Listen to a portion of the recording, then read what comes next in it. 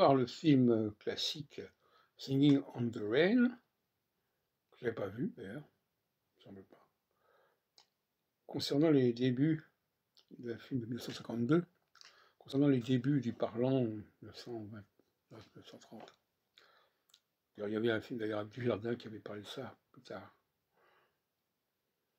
Et ce film me paraît emblématique du point de vue, parce qu'il y a un élément du scénario qui est tout à fait remarquable, où l'on voit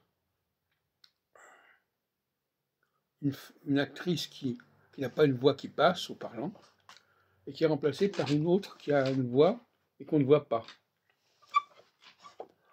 Alors il y a une rivalité entre ces deux femmes, si on peut dire. Et à la fin du film, celle qui n'a pas la voix est démasquée, quelque part, et on voit la vraie voix à côté d'elle. Et c'est emblématique de la situation du rapport entre l'anglais et le français. L'anglais, c'est la fausse voix, c'est la voix qui ne passe pas, et qui est remplacée par la vraie voix, qui est la voix française, mais qu'on ne voit pas. Et donc, il y a 70 ans, ce film est emblématique d'une imposture qui est propre à l'anglais. L'anglais qui fait croire qu'il a une vraie langue, qu'il est une vraie langue, alors qu'en réalité, il se sert d'une autre langue qui est le français, à 80%.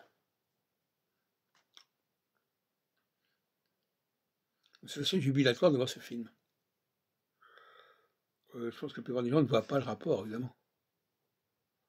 On ne voit pas où est l'imposture. Mais c'est un film sur l'imposture, justement. Quelqu'un qui fait passer pour ce qu'il n'est pas, qui fait croire qu'il a certaines aptitudes qu'il n'a pas. Alors c'est typiquement le cas de l'anglais.